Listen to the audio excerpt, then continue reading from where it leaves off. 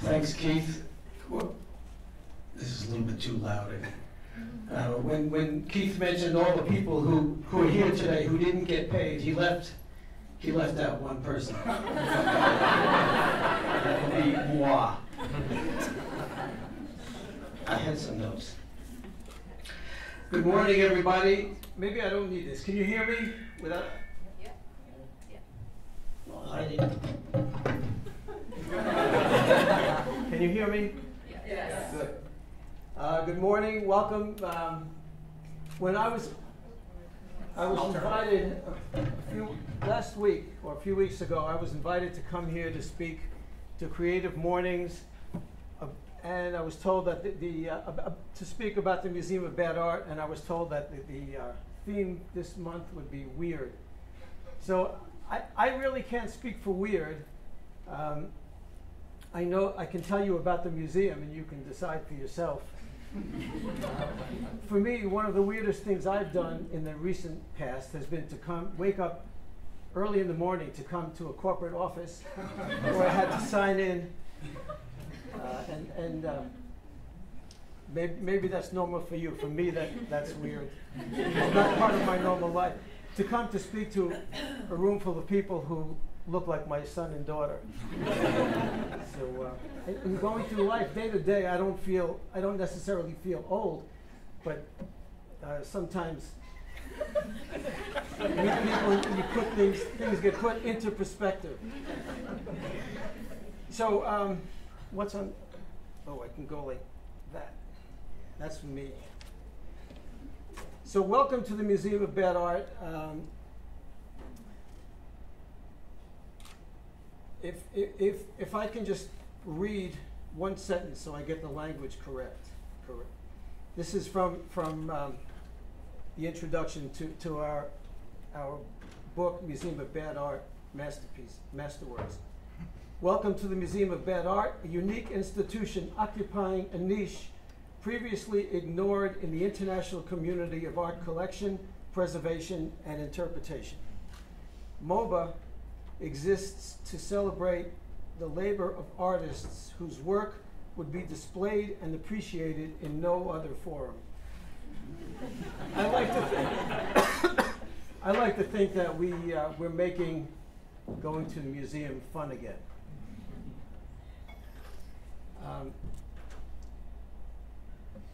We have fun, but we deal with some I think we deal with some pretty interesting issues. Going down as basic as what is art, what is important art, what is serious art, assuming there's serious art, what is good, and if there's good art, what is bad art. We have three. I think it's interesting to come here to this business. Apparently has 7 floors of people working in a business that sells furniture with no physical showroom. And that's for me, that's weird, and that's part of the that's a generational difference. But we do have a museum that exists, that does have a pretty substantial presence online, but we do have 3 physical galleries. The main one at this point is in the basement of the Somerville Theater in Davis Square in Somerville. And there's one in Brookline, the Brookline Interactive Group, which is actually the Brookline Cable Access TV studio in Brookline. It's the building to the left of the high school in Brookline. That's not the swimming pool. It's another building. And we also have another presence in the New England Wildlife Center in South Weymouth. Basically, the museum started in 1994 when Scott Wilson, who was an antiques dealer, was driving around someplace in Boston, and he saw somebody moving or something. He saw an interesting pile of trash on the side of the road, and in the pile of trash was a painting in a pretty ornate frame. Now, Scott is an antiques dealer. His thought was, I'm going to grab this and I can sell the frame and toss the painting. On his way home, he stopped to visit his friends Jerry Riley, and Jerry Riley's wife is Marie, or she pronounces it Mary, she's Irish, Mary Jackson. He visited them, and he showed them, look at this cool frame that I found, and they pointed out that the painting was really pretty cool also, and he really could not separate them and toss the painting. So they decided that it would be fun to invite some friends over who might have some questionable art. They had a party, and it became a thing. I mean, very quickly. They were pretty. Once they got a few pieces together, they realized they had something that was interesting. They contacted the Globe and got a little press about it, and it built up. After the party, they made a little gallery in their basement. They lived in a small house in West Roxbury, down behind the Dedham Mall, and when they started getting a little publicity, they would invite people in on weekends to come see the Museum of Bad Art. And when they started getting tourist buses coming from Providence, full of blue-haired ladies coming to see the museum, they realized they needed a bigger space, and ended up having access to the space in the basement of the Dedham Community Theater, where the museum existed for a long time. Over the years, in addition, they would sponsor events. There were shows. There was a show in the Wellfleet campground. They did a show in a car wash where all the paintings were put behind in plastic. There was one in a bowling alley, and more and more people learned about it. When I heard about it, I started donating paintings that I had collected over the years, and at some point in 2001, Scott, Jerry, and Mary decided to move on. Jerry's sister, Louise Riley Sacco, wanted to keep the museum going because she thought it would be worth it. She contacted me, and we did a worldwide search and decided that in fact, I would be the perfect person to be the new curator. And so we've kept it going since then. We've kept it going. We've subsequently moved from the Dedham Theater. We're now in the basement of the Somerville Theater. It's been in my name. I don't have a background in art or art history. Is there any water? No. But it's my nature. I cannot pass a yard sale, a thrift shop, or an interesting pile of trash on the side of the road without checking it out. And so over the years, I had collected some things that I donated.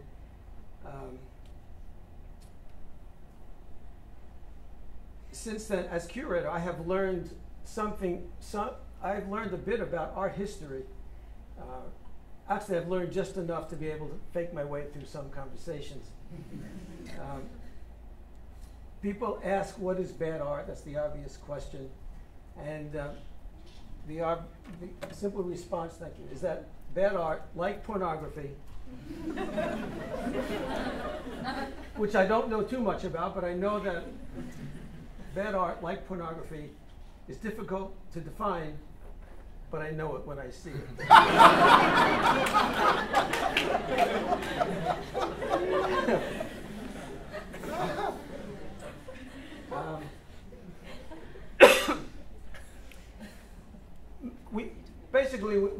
We look for art that has been created, and as the curator-in-chief. By the way, when you work for the museum, at this point, Louise and I are the museum.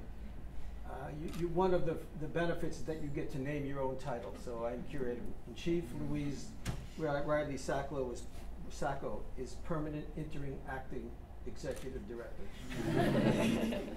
So what we look for, and as curator, basically what I look for, is art that's been created in what I believe has been a serious attempt to make an art, to make art, and yet a piece in which something has gone horribly wrong.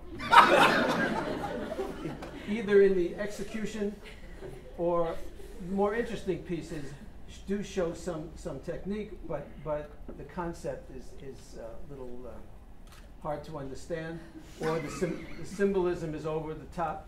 Basically, it's pieces that make you scratch your head and wonder why. So there's so much to talk about, but I think the best thing is if we dive in.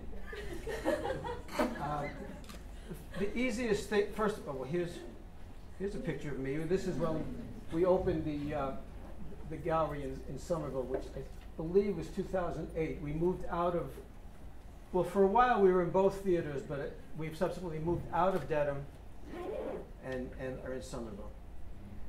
So what I find, many people have misconceptions. So the easiest way for me to start is to explain some of the things that are not in our collection.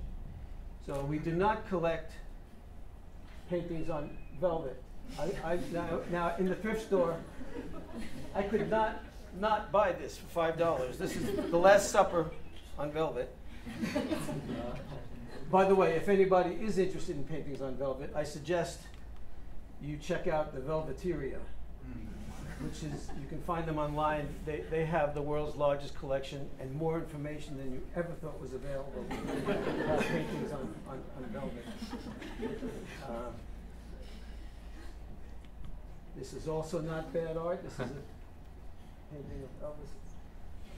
This has been, unfortunately, this has been stolen. We have a problem. People are helping themselves. Maybe I'll talk about that later, maybe not. So this is not what we collect. This, on the other hand, is part of the collection. This is a refreshing multicultural treatment of one of the 20th century's most beloved and painted icons.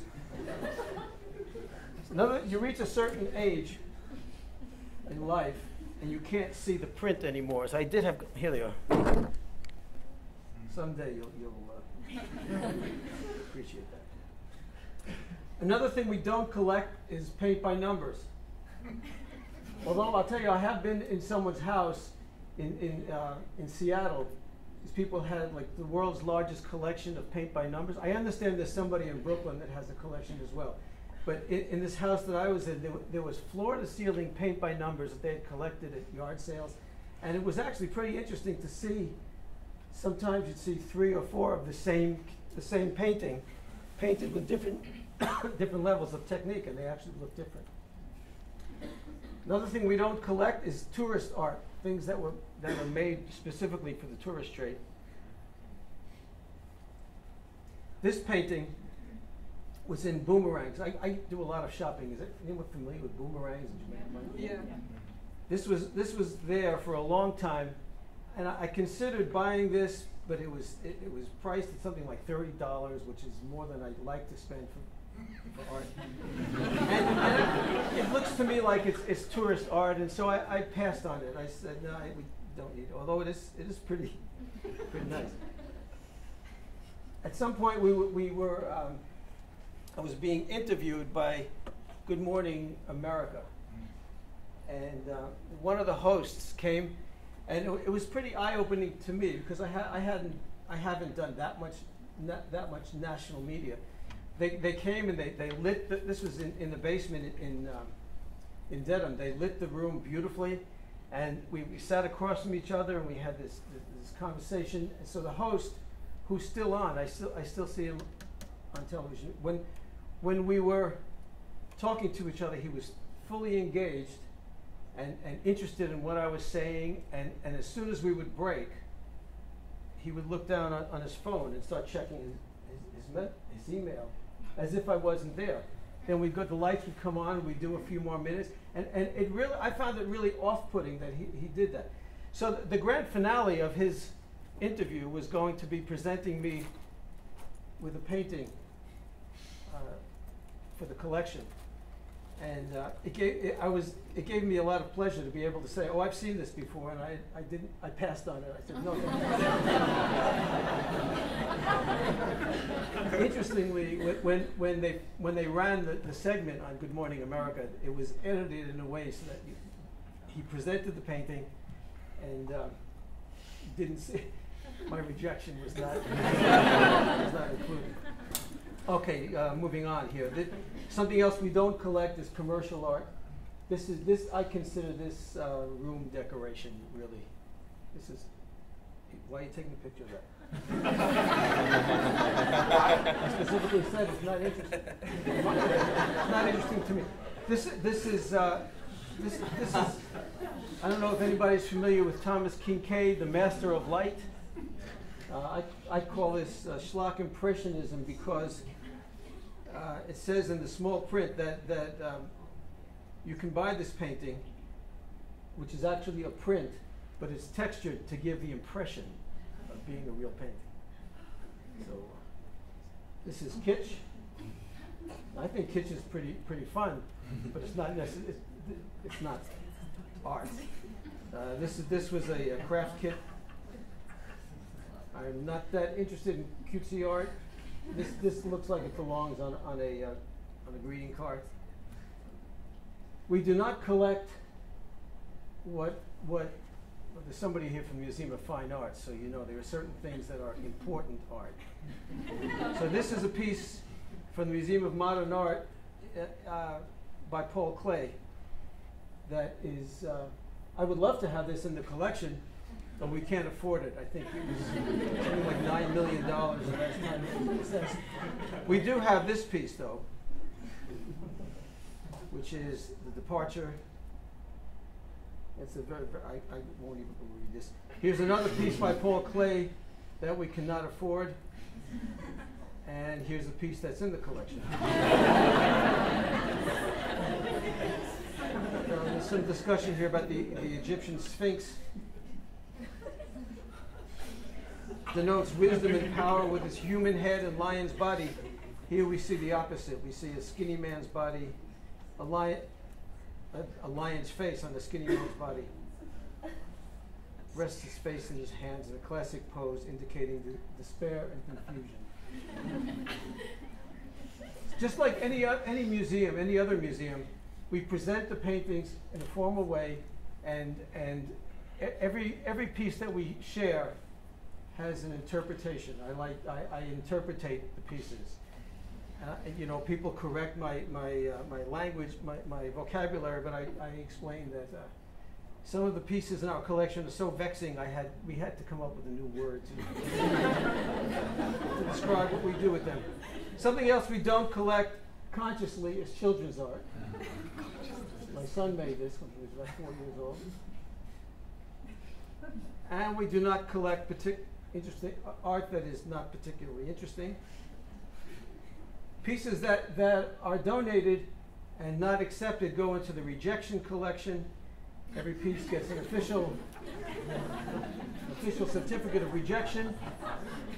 And we have occasional auctions where we auction the rejection collection, fundraising auction. So now that we know what we don't collect, I'll show you some examples of what we have in the collection. This was the painting that started it all. Scott Wilson, who is the retired esteemed curator, found this on the side of the road. This is Lucy in the Field with Flowers, and the motion, the chair, the expression on her face, the subtle hues of the sky, the sway of her breasts, every detail cries out, masterpiece.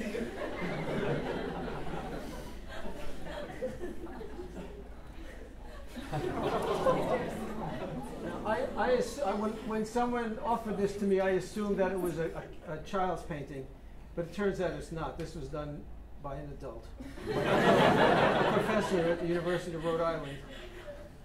I don't know if she knows that we have this piece. It was given to us by her cousin. Impressed by how well they worked on her pets and her own teeth, and used Crest white strips to brighten them.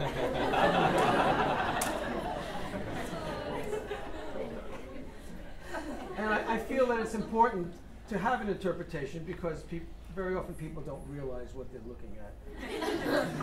They don't understand the import of what they're looking at. This came from a Swedish artist.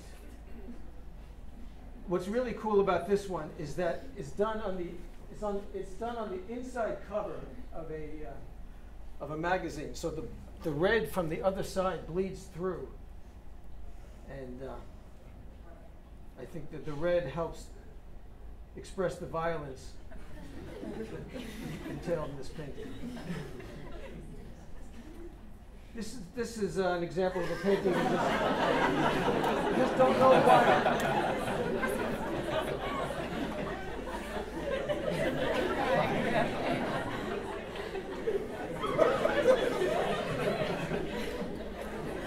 And we have collections within the larger collection. This is in the Unlikely Landscapes and Still Lifes collection. We have a collection we call Here the Symbols Crash. And this is overwrought with symbolism. Here's the portraits collection. This is Gina's Demons. Frightening non-kosher demons haunt this blonde, blue-eyed beauty in a see-through blouse.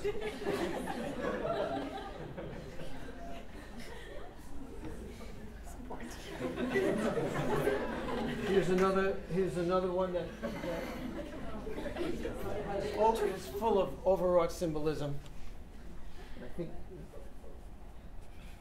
what I've learned from doing this over the years is that the interpretations get briefer and briefer because people's attention span is getting shorter and shorter. Here's another one by the same artist, Prosthetic Claw, and the interpretation has something to do with a cloning experiment gone wrong. Something that's interesting is notice the palette of this painting, and then there's this one. This is Vacation in Italy. This basically was painted. Unfortunately, it's on a piece of 3/4 inch plywood. It's very large. Was it 2 by 3? I believe 2 feet by 3 feet. It's very large and heavy and cumbersome to deal with. But if you notice the palette, it's similar. After a while, I've come to recognize straight from the two colors now.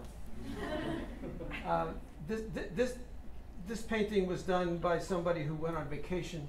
When he came home, he realized he had forgotten to make arrangements for somebody to water his plants. And so his plants were all dead when he came home. He felt guilty about it, so he painted this. Here's another portrait. This is Ron in the Pub.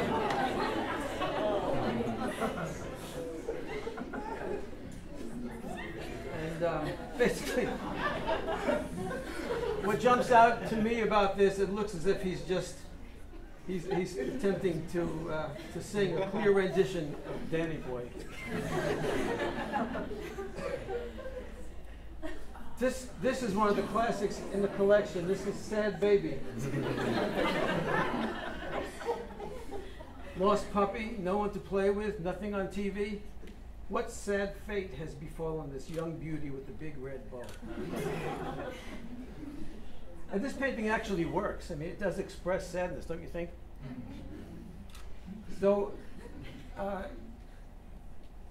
we have over the years we have sent shows we've sent shows to other cities.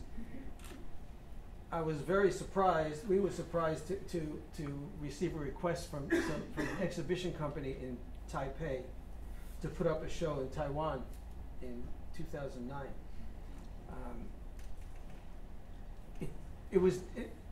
instinctively, I did not think that the irony of what we do would translate into Chinese, but apparently it does. We had a show there that was very successful. It went from Taipei.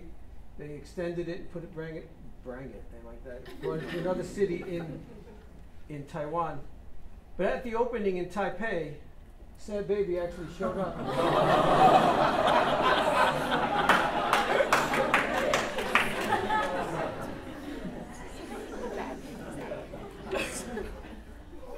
And this might have been, in my mind, this looked similar enough that it might have been Sad Baby all grown up. Now she's a sad teenager. She's portrayed lying on her stomach, with her hands on her chin and her legs kicking in the air. She seems to have no joie de vivre. She also has no pants.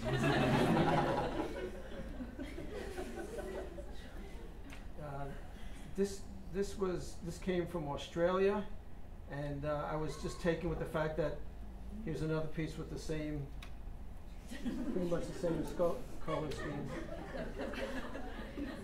What else do we have here? Oh. I'm not very fluent in. That's kind of cool. I'm not fluent. I don't use PowerPoint a lot, so it's kind of fun to play with. This is obviously not bad art. I'm sure you're familiar. Oh, we're not there yet. This is obviously. This is. Everybody knows what this is. La Gioconda, Mona Lisa. Has anybody been to the Louvre to see the Mona Lisa? Well, for those of you who haven't been there, it's quite an experience. You go there and it's in a room. It's a very small painting, and basically you walk in the room and it's like perpetual rush hour. People holding their phones up, taking pictures. Everyone takes the same picture of this painting, which you can obviously get much better. And I think it's weird. That's another thing that's weird. Why take a picture of the Mona Lisa? Is that a new? Well, for the same reason. Why do people? Well, you would know. Why do you go to concerts and hold your phone up and record the concert? Does anybody go back and watch it again? Okay. So we obviously don't have the Mona Lisa, but we do have Mona Lisa.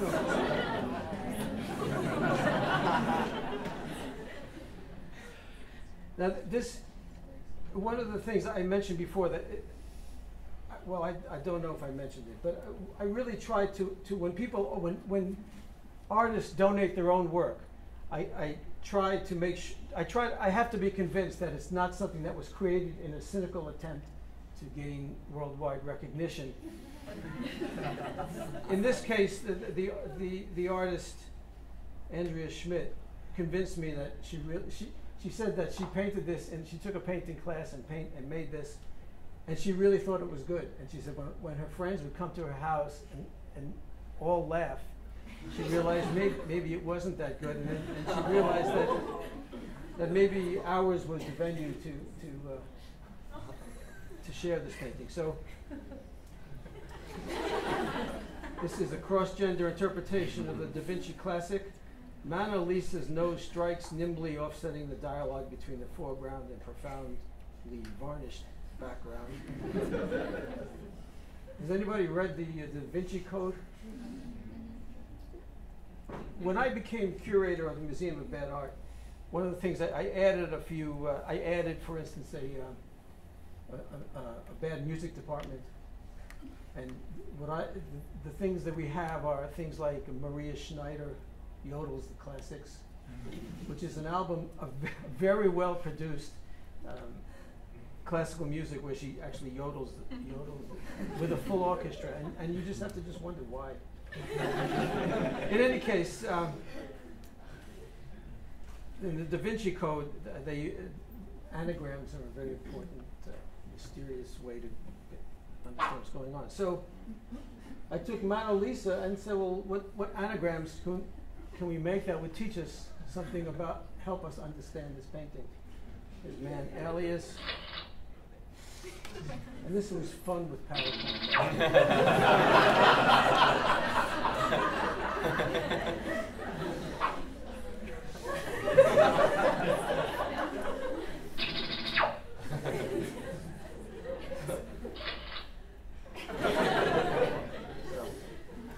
Here's another piece of important art that I would love to have the collection but cannot afford.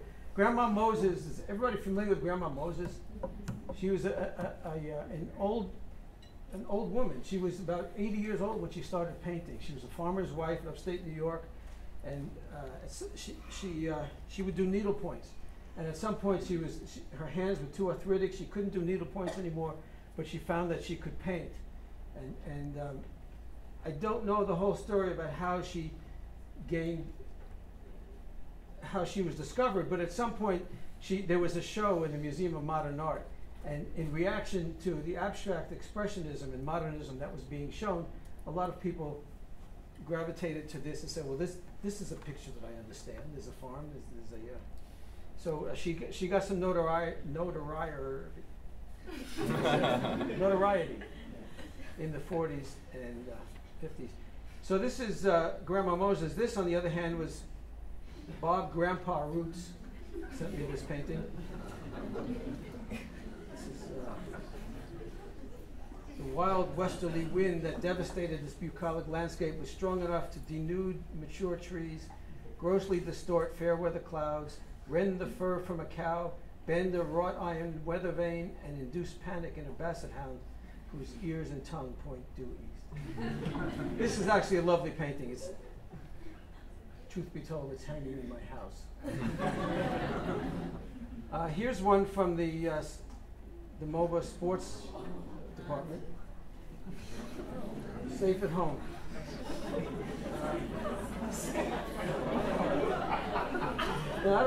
What jumps out, I don't know, this is weird. You know, the Red Sox runner is sliding into home plate and being devoured by what I call the fan, but it is a centaur or something. The thing that, I don't know about you, do we have any baseball fans? I see one guy with the Red Sox hat. What jumped out at me about this painting is that there is never a time when you slide into the base from that side.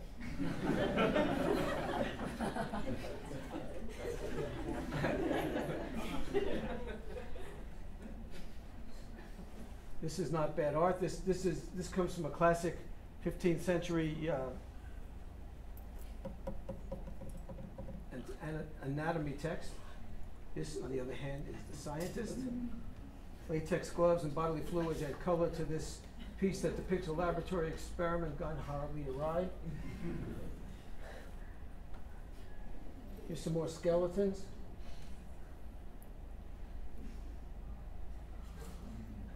This is an interesting, you wonder about this. This image of 1980s toy emanating from a jester, a gargoyle's mouth can only be described as puzzling. When this appeared in the Boston Globe, the artist came forward and said that she was very excited to see her work out there. Unfortunately, we have to end there, Michael. I'm so sorry. We're getting kicked out by our folks here at Wayfair. It's okay. We'll be back. Can everybody please